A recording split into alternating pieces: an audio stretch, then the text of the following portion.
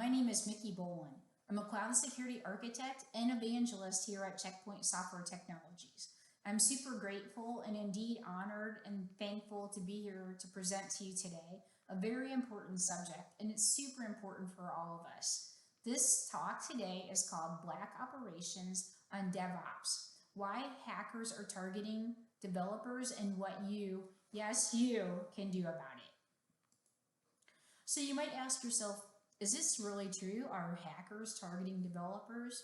Absolutely. Developers are king. DevOps is king, and such an important and integral part of any organization's software development lifecycle. Hackers want into your organization, whether you realize it or not. They would like to get your code, they'd love to get your code, and they definitely love to get into your software supply chain.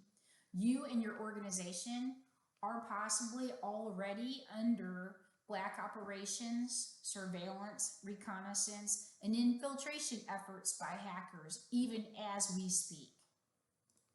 Don't take my word for it. Check out the news. If you're reading any news and listening to any security or even global news, you'll learn all about these headlines of software supply chain attacks. These many started out with ransomware or phishing, social engineering and phishing attempts and campaigns where they got someone to click on something that then install malware, ransomware, and then basically allow the hackers to get in, steal data, steal source code, and then use it as a form of extortion. So I have your data, I have your source code, pay me Bitcoin, and I'll give your data back. I'll give you the encryption keys. Or if you pay me Bitcoin, I won't go public that I stole your source code and crash your company stock.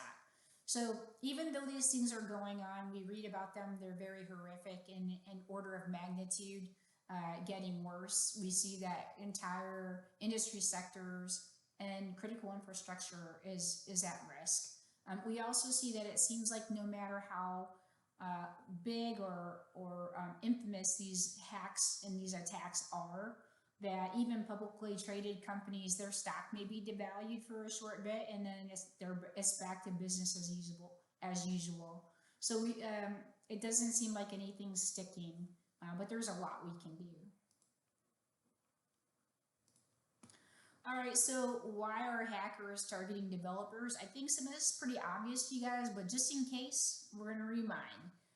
First of all, coders have credentials that are highly sought after, and developers are typically privileged users. Usually you have access to source code in the development platforms, as well as access to customers and also customer data by way of the application. Developers usually have over-provisioned access to the ICT environments that they need to be able to access to do your job, right? Hackers would love to get your credentials because they can do a bunch of malicious stuff. They can use developer credentials to create or to insert malicious code. They can leak or copy your source code. They can adjust security controls. They can steal production and customer data. They can install backdoors so that they can continuously monitor and find other ways into your organization, other things to steal. They can change restricted resource settings and expose them to the public internet. They can tamper with infrastructure as code.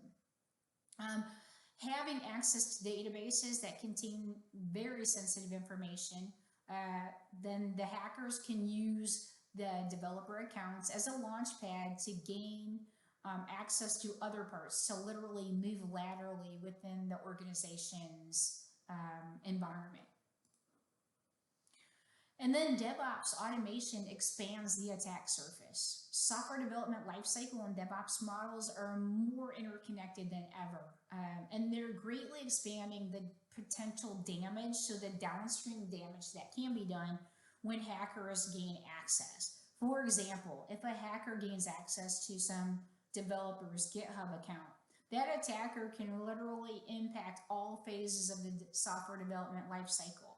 They can access feature code. They can perform GitHub actions. They can access infrastructure as code. They can literally tamper with the code, build and deploy with the new version of the production application, all within GitHub. So we talked about the things that they want and why they would target you. Let's talk about some of the things that, what are some of the software supply chain attacks? Like, what would this cover, right? We think of maybe SolarWinds Orion comes to mind, CodeCov, there are some others, Kaseya. But what are some of the things that can be order of magnitude horrific in terms of hackers attacking developers and getting into the software supply chain? First of all, hackers can gain, I'm going to say this is like thinking outside the box for a bit. Anything that the hackers can do to gain upstream vendors' software, manipulate this software, inject a malicious software, like a malicious software update. Think of how order of magnitude this is. So this type of attack relies that the software update service is hijacked. When the software or device phones home to get updates, they'll check for updates. If they find one, they'll install it, even if the update is malicious. This is exactly what happened with SolarWinds Orion. It also happened with ME Doc software. I don't know if you guys remember that. Another way is, hey, I want to get all of the customers that this organization that I infiltrate, I want to get all of their customers and all their business partners and downstream customers. Think about compromising a managed service provider that literally provides services and remote monitoring for hundreds of thousands, if not millions of customers, right?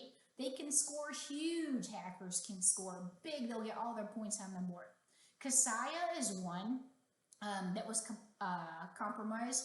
Kaseya makes a VSA, which is remote monitoring and management platform that MSPs use. So the hackers gained access. They pushed out malicious update, and additional malicious code was then pushed to downstream customers' computers that then were managed and controlled by the hackers.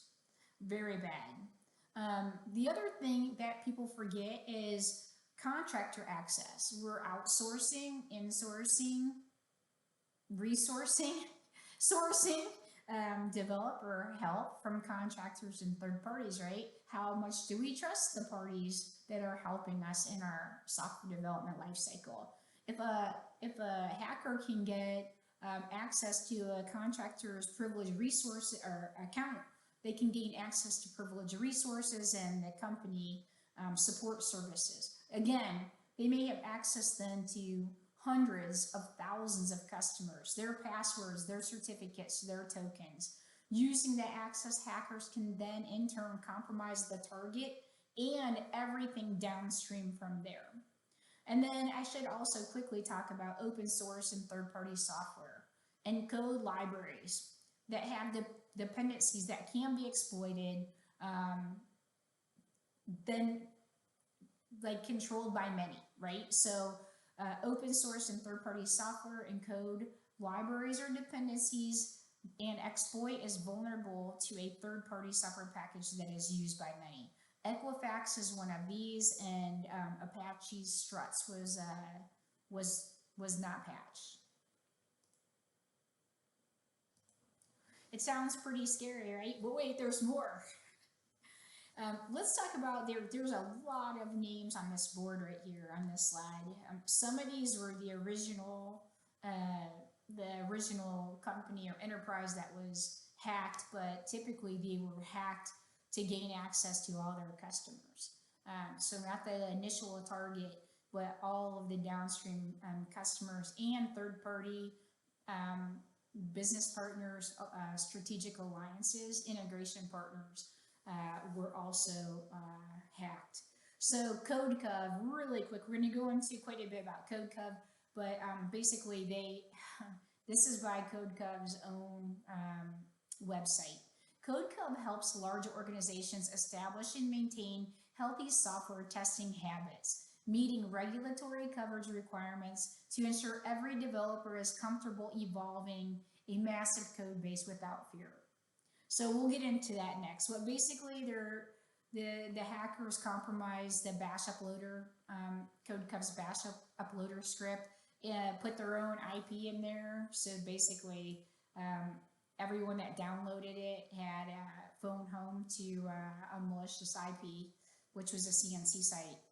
And then the bad guys were able to get credentials and access to all of the extra, the outer rings of the target surface. This bash uploader was used by thousands.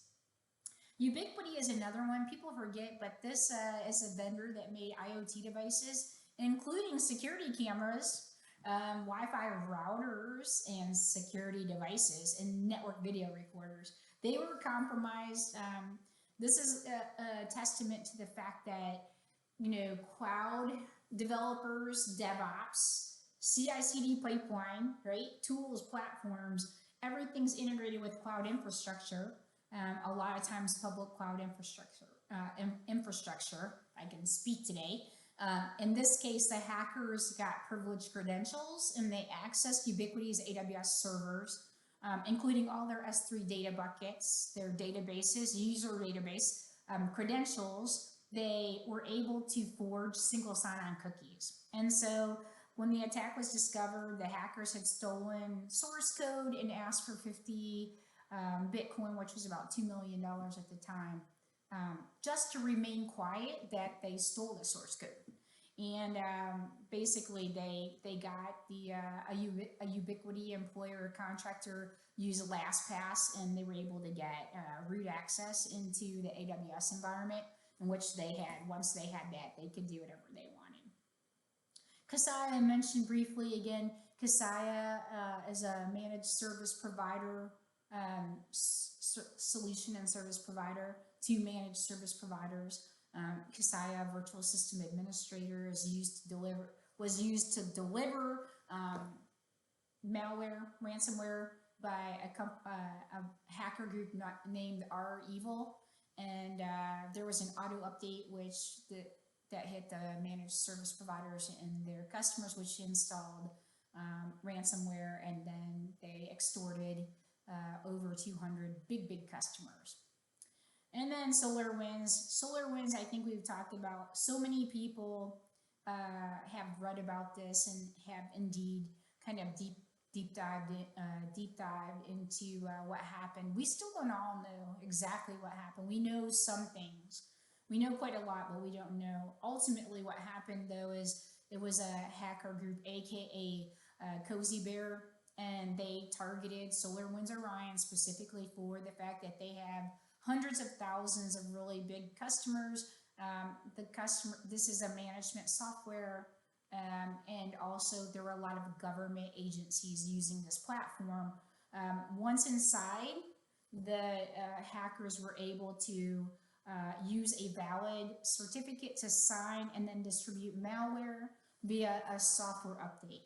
And actually, the software update only affected some versions of Orion, where the customer had automatic product enhancement updates turned on. So sad. They were trying to do the right thing. All right, a little bit about more about CodeCov, because you guys are probably either use CodeCov or are very familiar with Circle CI and some of the other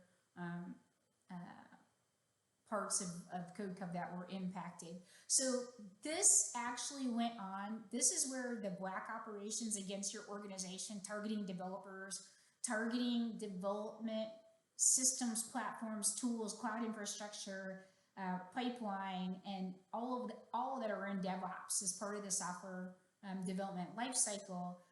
This is actually such a terrible, sad, and important example, I'll say. The hackers were in CodeCov for a while, and then they started like looking for things that they could grab. So over a 2-month period, they literally did this very craftily. They kind of like, they bypassed tripwires and things that people would take notice of.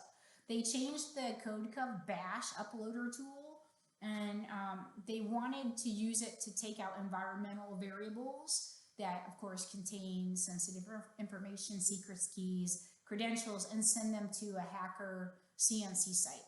So they actually they first gained access, then changed the bash uploader, and then everyone that went to CodeCov and used that bash uploader, then their networks were breached and they were compromised. So what they did basically is they compromised the bash uploader script, and that script will allow them to grab credentials, tokens, keys, passing through their CI runner. And this was, of course, when the bash uploader script was executed. What they did is they basically changed the CodeCov site, and they injected a malicious IP, which was their CNC site. So then after that, everyone that utilized the script, they were essentially compromised. They phoned home to the bad guys, the hackers' IP, malicious IP, and then they could get environmental variables about that customer. Sad, sad, sad. First of all, we shouldn't be, I think we should not be curling the bash, right? And then anytime that we download code, we should literally check the hashes on that, right? And to CodeCov's defense, they had the SHA hash up there. Unfortunately, it doesn't sound like that the people that downloaded the script actually checked the hash. So number one, should never happen. Two, don't curl the bash, never download and execute code without verification. So it would have been too easy to find. Checkpoint actually would, on our, we call it shift left security, we can actually find that there's a malicious IP. And so I think we would have caught that. All right, and all that's being said, are like, oh, it's the developers, you know, are not doing what they should, and that is not true at all. Some cases we are, some cases we're not, right? But the fact is that developers are trying to get software out, and that is the whole point. Is we understand, we feel your pain. Security should be helping you guys, you know, developers be more efficient, more secure, and reduce rework and things that have to be done after code is launched, right? So I want to point you out to this GitLab survey. It's the 2021 global survey for DevSecOps. And I think it's fascinating, but it tells us a lot about what the challenges are. One, we can see that there is extremely high demand and so much intense pressure on developer teams to release code as quickly as possible. This is like, you know, this is exponentially increasing, right? That speed to release and get stuff out is increasing. The other thing is that we see that there's kind of an us versus them. There is a lack of faith by security that the developers will code in a secure manner. And then there's kind of a lack of faith by developers that the security teams really care about them and are trying to make their lives better and support the organization. They don't feel, developer teams don't feel like they're given the guardrails in which to enforce security controls as part of the CI/CD pipeline. And this is an opportunity, right, for us to all come together. Largely, everyone felt that the organization was not serious about security, which that's a big problem. And then I think this was most telling, is that what happens if something goes wrong? It's like this, because some of the respondents felt that they were on the hook, and these are developers, right? So they felt they were on the hook for security. But 29% felt that everyone's responsible. And then there was another 21% that felt that the developers were responsible, and other people felt that the operations teams were responsible. So ultimately, you know, we're looking for clarity, right? Like what, you know, guardrails and clarity. How do you push security left? How do you reduce cycles and not make security run after? How does security be part of the solution all the way to the left before the code or when the code is committed? This will bring me to our discussion about DevSecOps. So DevSecOps, everybody talks about it. Is it SecDevOps? Is it DevSecOps? I'll tell you right now, it doesn't matter. It's the same thing with the same mission, the same objectives, right? Everyone wants to integrate security, security as code, if you will, security as code. Everyone wants to integrate security into the pipeline, right? We want security in the pipeline, but I think it's super important that we talk about specifically, what does that mean? How do we secure DevOps? What is DevSecOps anyway? Well, I'm going to say it's 4 key things, but this is really important, is that it requires that we all work together, and also requires, that sounds so obvious, but it requires that we have executive C-level championship of this approach. But seriously, we need to break it down to 4 key things. Number one is security of the developer themselves. The developer is a superhuman user. You are a target for social engineering campaigns. Very, very crafty. Spear phishing attacks. You're using email, you're using Slack and Teams, and you're getting SNS notifications. You're getting all kinds of information about the organization, how you communicate with your teams. It's too easy to drop a phishing link to you, or a piece of code, and then you're compromised. Once you're compromised, it's all over. So you need to know, you need to have awareness in social engineering, spear phishing, phishing attacks, but also endpoint protections, that in case you are a target and you accidentally click on something, you will be protected against malware and ransomware and phishing attacks. We also want zero trust network access into the dev platforms that you're utilizing. And you should be bounded and constrained by only the tools and platforms that you need in data to do your job. This is usually not done. Secondly, we need security in the CI/CD pipeline. When I mean in the CI/CD pipeline, I'm talking about automated security testing, DAS, SAS, SCA. Basically, you want static code analysis and automated security testing. Then we talk about number 3, security of the CI/CD pipeline. And this is where we have platforms and tools and suites of tools and configuration management and all kinds of, of those. So that includes authentication, right? Authentication to push changes, login tracking, key management, secure storage of build artifacts, right? And then number 4, security automation and operations. So this is kind of like falls into the security team. Some of it's like IT operations. Some of it's application security a little bit, if you will. This would include configuration management, change control, automated incident response, and forensics. What happens? How do you investigate this if something happens? Who's going to have a chain of custody and be able to go and find forensically what occurred and what was lost? What was at risk? What was lost? Secure backups, log monitoring, changes to logs. Super crucial, because that's usually where hackers cover their tracks. The other thing is there's a bit of application security in here that's kind of outside the bounds of, is it a developer? Is it the app team? Is it security? This is actually testing the application and then providing runtime protection for the application when it's running, including web and API protections. Pipelines should, this is a cultural shift again. And then the other thing, regulatory frameworks like GDPR, PCI DSS, NIST, SP 853 or 171, or NIST, CSF, CIS, right, foundations. You have these compliance and frameworks and controls that have to be in place. How do you, across the board, ensure that there's data-centric compliance, and that code itself, like the source code, is actually is compliant? And if there are failings for compliance, how are these being remediated and tracked? All right, well, teaming is a force multiplier, just like in games, right? In Call of Duty, your team is a force multiplier. Security experts and developers have to work together.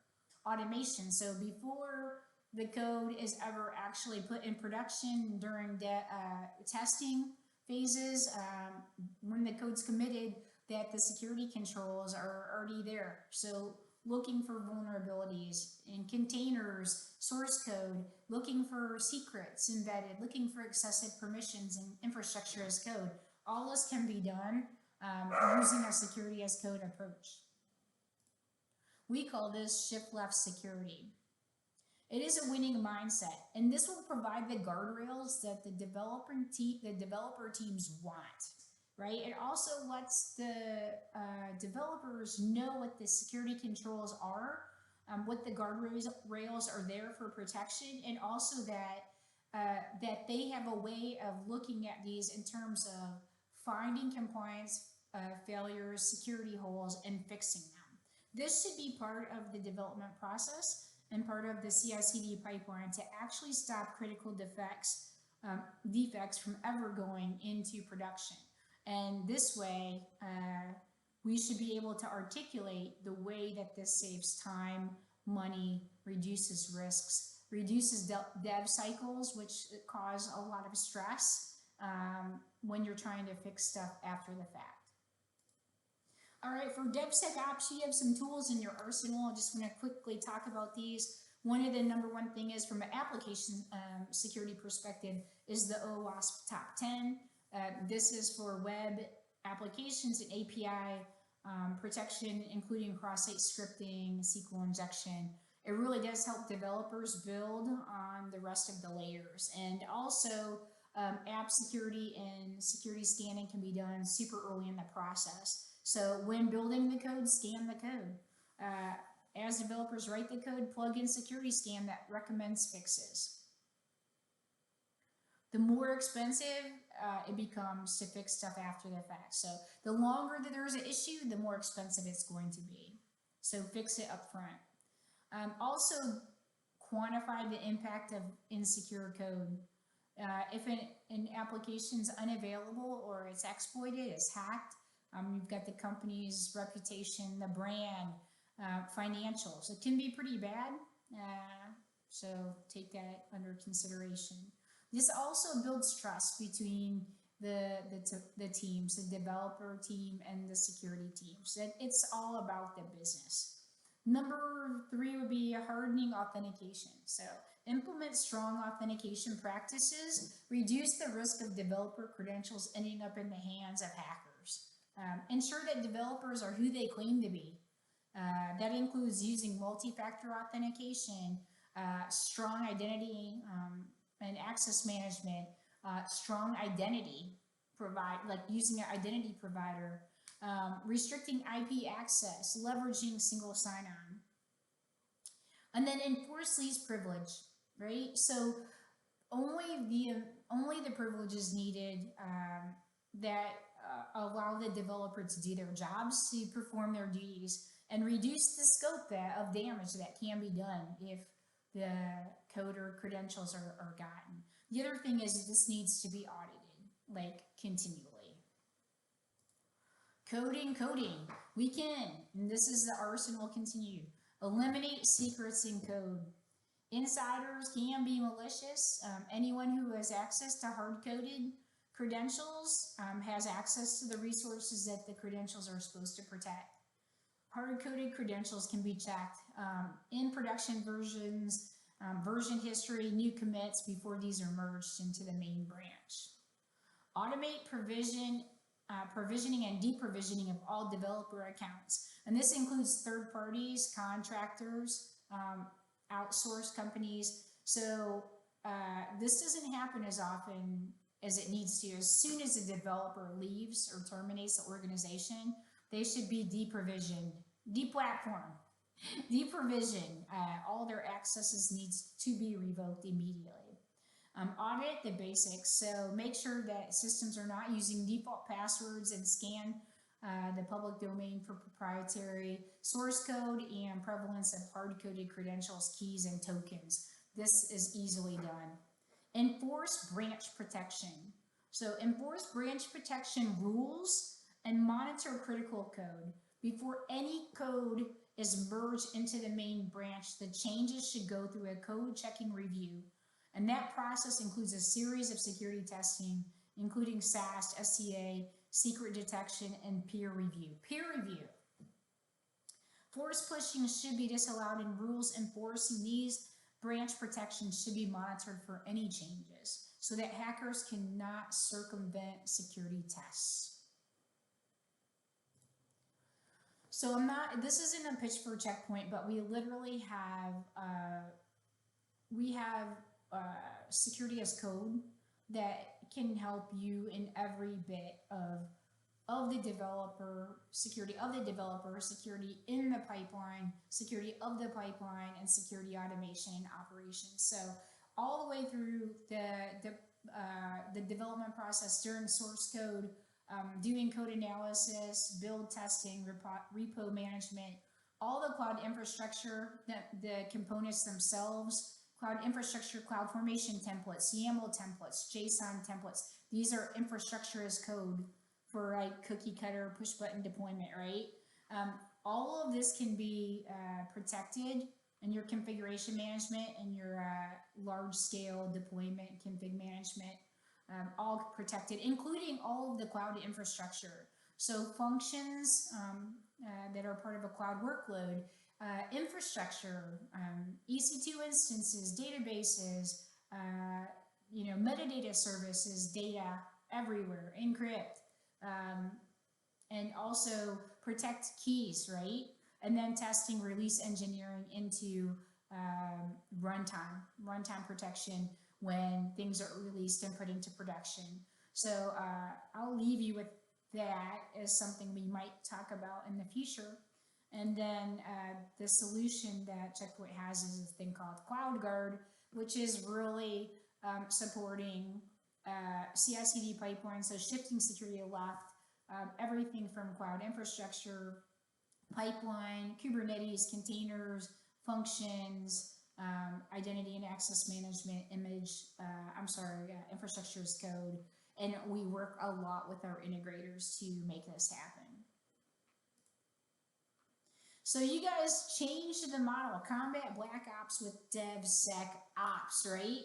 You guys will be winning the missions and destroying the bad guys before it ever happens. So mission accomplished with DevSecOps. So I really appreciate the time today. I wanted to let you know that I have some resources that will be in this deck. There's some really good stuff about, I think that you guys would be interested in learning more about, and also about protecting the software supply chain as a national security challenge. I want to say thank you so much, and I look forward to talking with you again. And if you have any questions, reach out to me on LinkedIn, and have a great rest of the day. Thank you.